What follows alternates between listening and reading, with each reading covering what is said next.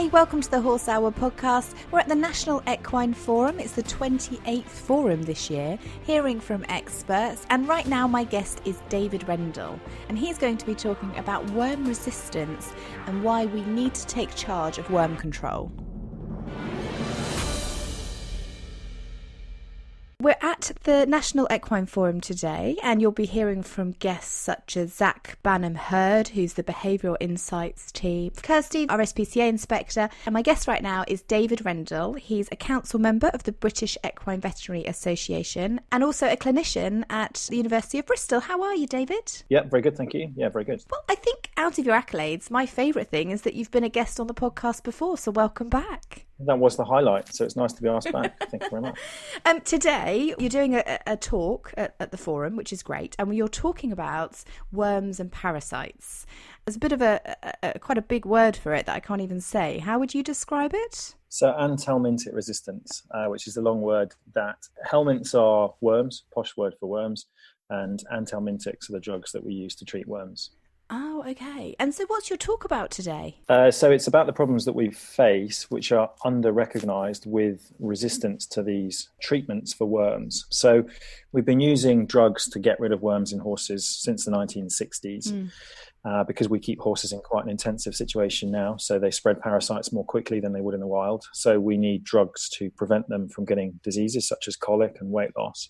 So we've been using these drugs for 50 plus years, and because we've been using them very frequently, the worms who are smarter than us have worked out how to evade those drugs. So by a process of natural selection, those that are able to survive the drugs continue to breed, and then all the offspring are then resistant to those drugs. So we're now in a position where we've got parasites that we can't treat, and that obviously causes us a lot of problems, and it's going to cause us far greater problems in the future. So what sort of damage can worms do to the horse?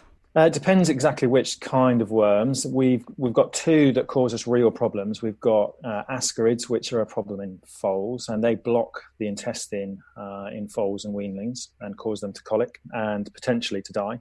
And then in older horses, we get more problems with another kind of roundworm, cyphostomins, which are small roundworms, small red worms. People call them lots of different things, which is a bit confusing. But they're smaller parasites that affect the large intestine in very large numbers, and they will cause damage to the gut lining. So the horses lose weight. They can become dull, can become colicky. They lose protein, so they get lots of swellings and accumulation of fluid under their abdomen. And sadly, they get diarrhea. And sadly, that too is also potentially fatal. So if you had a horse that had either of those worm burdens, how would you expect to treat that? Yeah. So that's the nub of the issue, really, is the way we used to treat worms was to dose them with an anthelmintic at a period around the year, so typically around 4 times a year. In young stock, people would do it more regularly. And we did it without a great deal of thought, to be honest. We were obsessed with preventing disease in individual animals and trying to eliminate those parasites. But we've been unsuccessful in eliminating the parasites. And what we've inadvertently done is just taught, for want of a better word, all of those worms how to survive the wormer, such that we're now in a position that strategy is not sustainable. And also we've got to be a bit more canny about working out which drugs are effective on which different properties. So what we try and do now is only treat them in accordance with clinical needs. So if the horse has a very high burden of parasites and we're worried about that individual horse developing disease, then we would choose a wormer accordingly. Well, that's what we would like to happen. But the problem and the crux of my talk today is the fact that that isn't happening with the majority of horse owners, not the majority of the question properties, and people are still worming far too frequently, which is just storing up problems for the future. I think we've got a middle of this, the kind of owners are stuck between a rock and a hard place, because the worm programs are very much led, I found, by the livery yards. So whichever livery yard I've been on, it's been the owner that's dictated what worm program they're on. So I, for example, as a livery yard owner, have taken the worm counts. So we worm count every 3 months. But interestingly, I was told to worm in March and September for encysted redworm and for tapeworm. And now, after talking to you, I'm thinking, well, maybe that's not right either. Maybe I should be doing the testing for that instead and the counts. So yeah, and I think this is a potential source of difficulty in that the advice is often perceived to be different from different people, even if most of us are singing from the same hymn sheet. And there are subtle differences in how we would approach different properties depending on their management, the ages of horses. So I would want to go into a bit more detail about what is going on your property before deciding whether those recommendations are right or wrong. And the important thing, though, is to reduce the use of wormers as much as we possibly can. And if we can do that through more testing, and we now have more and more testing available, then we absolutely should do that. There's a perception among owners that can cost more money. That often isn't the case. And in the long term, actually, it will save the money because they will be using a lot less wormer. But they need to engage with an expert, preferably a veterinary surgeon, and go through the management on their property and come up with a system that works best for them, that continues to protect the horses on the property but reduces the use of wormer to an absolute minimum and encourages diagnostics. So typically in terms of diagnostics, we would be doing worm egg counts like you say you're doing, but typically focusing them through the grazing season from when it starts to warm up, so February, March, through into October, November. And there used to be a school of thought that the minimum we should give would be wormers twice a year, so spring and autumn. My view is that still is too much. If we're using diagnostics appropriately, we now have really good diagnostics. In addition to the fecal tests, we have blood tests as well that we can use to look for roundworms and for tapeworms. If we're using all those things properly, we can further reduce wormer use potentially to zero or very close to zero in adult horses. That's interesting because, again, I presumed, and I think a lot of this is hearsay and learning from what other people do, which is why I'm grateful that we get to speak to you, someone who actually knows what they're talking about.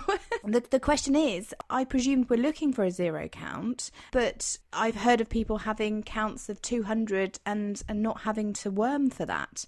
So what are the levels, should we expect a zero or does it matter if there's a few? Because whatever we say, David, it's horrible to have worms. I know because I've had horses that have had them, they've arrived with them. I've had horses that have been bought and come with worms. I've had horses that have moved on the yard with worms. And it's a really horrible thing to manage. But equally, it's also really embarrassing. And we shouldn't be embarrassed about it. But I guess it's understanding what's okay, what's normal, and learning how to deal with it and managing it properly. So you highlight a number of problems. We need to absolutely change that perception that worms are bad and horrible. Worms are there. We just accept it. Horses have always had worms.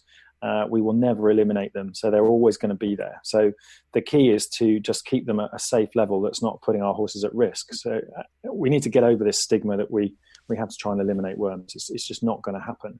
And actually, we want a population of worms that are sensitive to the drugs that we're using, rather than having a population that are resistant. So the presence of sensitive worms is actually a good thing because we've then got worms that are breeding in the environment that aren't concentrating the number of resistance genes. So much better to have a population of susceptible, treatable worms than a population of resistant worms. So we need to accept that horses have always had them and always will have them. We just need to keep them at a safe level. And primarily that's through management, things like collecting feces, maintaining sensible stocking densities. And then when we need it, we can use drugs to try and reduce the numbers to a safe level. But in terms of worm egg counts, absolutely, a worm egg count of 200, 250 is fine up to that level. That's the normal cutoff that most people will use. Some people, and I think we're going to have to accept this is going to become the norm as we find it harder and harder to kill these worms. Some people will look at counts up into the high hundreds, and there are some feral populations that are quite healthy where they'll be shedding egg counts into the thousands. So the 200, 250 limit is extremely conservative.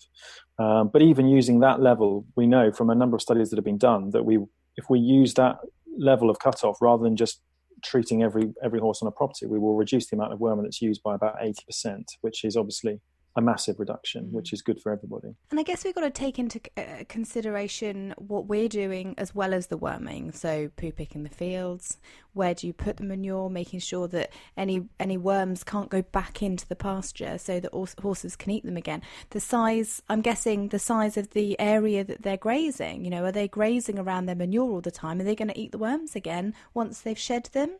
So there's quite a lot to take into account, isn't there? Yeah, there is quite a lot. And I think that does cause some confusion, and sometimes horse owners switch off because it does appear complicated. But actually, the key messages are pretty simple. And you've just highlighted common sense things that drastically reduce the amount of wormer that needs to be used. But yeah, management is the key. Yeah, so the ultimate goal then is that nobody will be worming unless we really, really, really have to. I know that with some wormers, you can count them through their manure. So you just take a little parcel, pop it in a bag, send it to your vet or send it to someone like Westgate Labs. You know, they post it. It's so easy now. They do a postal service. You can post it and within a few days you can get the results back. But how do you do the encysted redworm, which takes, 6 months for that to come through?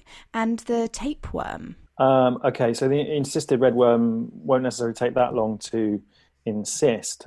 We test for that there's a new blood test that's been available the last 12 months. So that gives us a level of antibodies that the horse is raising to that parasite. So we've got an indication from that antibody level how many of those parasites are there. So we can use that as a guide to treatment in addition to worm egg counts. And similarly, the tapeworm test is either a blood or a saliva test. And again, that's looking at antibody levels, and we can use those antibody levels to guide what level of parasites there are there. So if we've got a very low level of antibodies and we've got a low level of parasites, then we don't necessarily need to be treating either for encysted redworms or for tapeworms. Amazing. So do you think we should be testing for that every year? Should every horse have a blood test for encysted redworm and a saliva test for tapeworm every year? I think initially, yes, until you've got a good handle on the property. I'm reluctant to get sort of drawn into specific recommendations because it does depend on the nature of the property, the management of the property, the age of horses that are being kept. And most of what we're saying applies to adult horses. Foals are slightly different because they're more susceptible.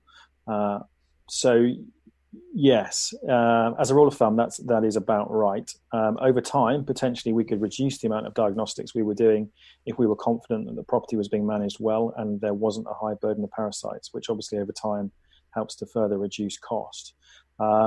The blood and the saliva tests are fantastic, but for some people, they're possibly even the next step down the line. What we really need to do as a first step is get everybody using fecal tests, worm egg counts through the summer, and not routinely worming through the grazing season. So if we could move everybody over to using fecal tests through the summer, we could reduce our wormer use by about 80%. If people are then prepared to do the blood tests as well, and we can reduce it even further, then that would be fantastic. But anyone that isn't using fecal tests through the summer and is just routinely dosing according to the calendar really needs to stop, because they are storing up problems for themselves and their property in the future. And where does pinworm come in? Because that was only something I heard recently last year for the first time. Yeah, so pinworm is more of a frustration for owners than it is for us as vets or clinicians.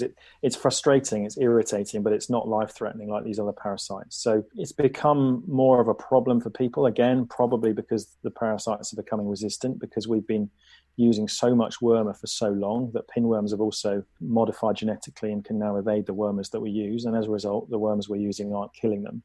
So pinworms adult pinworms live in the rectum, and then they come out and they lay eggs around the horse's perineal region, so around its anus. And then those eggs are in a mucousy gel that the parasite secretes, and they're really itchy. So they cause horses to itch, but they don't cause any more serious disease than that. And that's not to trivialize it, because some horses can get quite sore with rubbing. But compared to what we were talking about with stiathostomins and ascarids, pinworm is an inconvenience rather than something that's fatal. To be honest, we don't have great ways of treating multi-resistant oxyuris. So that is a lesson for the future. We can't get rid of pinworms, and that causes a bit of bottom itching. It won't be long before we can't get rid of these other parasites which cause colic, diarrhea and death. It's horrible. Well, thank you very much. How did you come up with these? How did you guys find out that we were becoming resistant to wormers? Is it scientific testing, or do you do surveys? Like, how do you find out this stuff? Well, every owner should be looking every year on their property in an ideal world. And again, that's a message that needs to come across, because people just don't know that. So it's very simple. We check worm egg counts, we give a wormer, and then we check worm egg counts again 2 weeks later, and we see if those wormers are effectively reducing the number of worm eggs. So every owner can do that and should do that, because just about every owner has a degree of resistance on their property to at least one class of wormer. So if they can establish what they've got resistance to, then they can make more rational decisions about how to maintain the efficacy or the effectiveness of the wormers that we've got left. We've always been got out of jail in the past by having a new class of wormer coming through to which nothing was resistant, but there are no new classes on the horizon. So we don't have a get out of jail card anymore. It's hard to know, David, where we can find the best information without being marketed to. So, it's like when you look for feeds, the feed company is always going to sell their products first. It's confusing enough to know what wormers to go for, because there's so many different wormers on the market. One of the things I was told previously was it's okay, you can just use a different make of wormer. So year 1, you use Equest and Pramox. Year 2, you use something else. Year 3, you use Strongid P, and that can prevent the resistance. But from what you're saying is that no, we need to stop the wormers completely and use the worm counts because they're getting resistant to everything. So where can we go then to find the most up-to-date information that's factual? Yeah, that's a really good question. And it is tricky. There are resources out there, and you're absolutely right to be skeptical because a lot of the information you will get has a slight commercial slant to it. And the companies that are manufacturing and selling wormers are doing a much better job of talking about targeted treatment. However, they still do have to maintain sales of dewormers. So there's always an element of compromise. And I think most vets would like to see dewormers used a lot less frequently than most of those programs would advocate. So I would say the best course of action is to speak to the vet that looks after your yard because they will have a good understanding of the management on your yard, and they will be able to tailor a system that is going to work for you and minimize the amount of dewormer that you can use. I think it's a lot of owners think they have quite a bit of knowledge about worming, but it is a phenomenally complicated subject if you really get into it. You look at the number of different parasites, you look at the number of different drugs, the number of different brands within each drug class, and it really is impossible unless it's something you're thinking about and talking about a lot of the time to really be across it. So yeah, I would really strongly urge people to speak to their vets about a program that's going to work for their yard. David Rendle, thank you very much. We can watch your talk at the National Equine Forum if we head to their website, nationalequineforum.com. And if you're listening to this later, then don't worry, you can replay David's talk on YouTube. David, thank you so much. You're very welcome.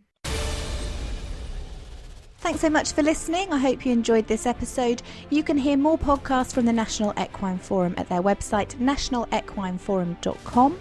I speak to Abigail Turnbull from Richmond Equestrian Centre, who talks about how they survived strangles. I talk to Zach from the Behavioural Insights team on how we can change behaviour in the industry, and you can see the live streams of every guest speaker at the National Equine Forum website. I'll speak to you soon.